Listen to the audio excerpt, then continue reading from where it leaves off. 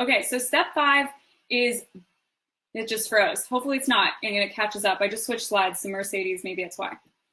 So step 5, we are batching applications. And so what I mean by that is just to produce these and get them out the door really fast, I want you to focus on those that have the soonest deadline and are first come, first serve. There's a lot that are giving you like just a week to respond.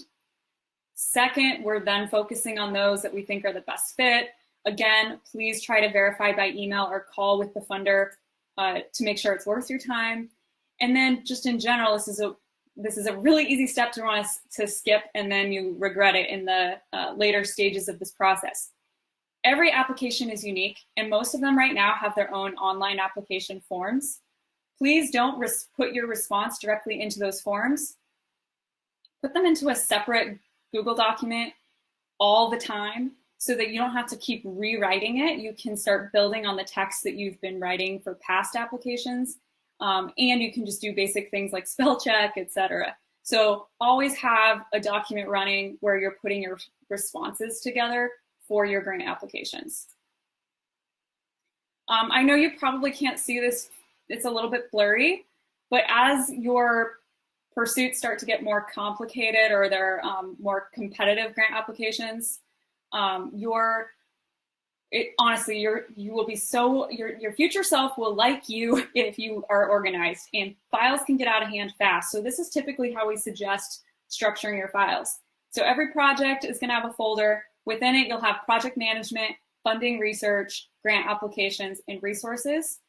So in the funding research folder, that's where this document would go, this funding strategy document, and the things that are contributing to you building it out.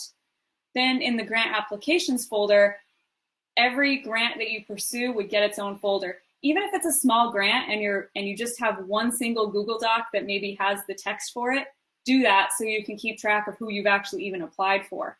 Because it can be easy to lose track if you're going after these really small, kind of quick to get out the door relief grants. And then we break it down further for the more complicated ones.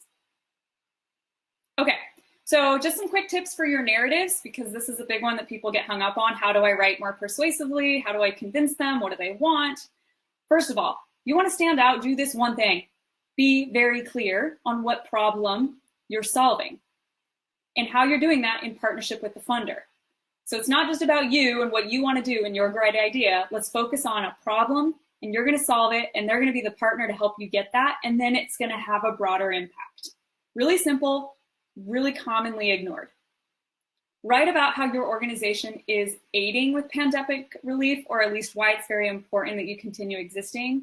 Like if your organization does something and you can completely pivot and do something different to help with the relief efforts, talk about that. That's going to help strengthen why you're important and need to be funded, because your impact is going to be accelerated with some additional investment.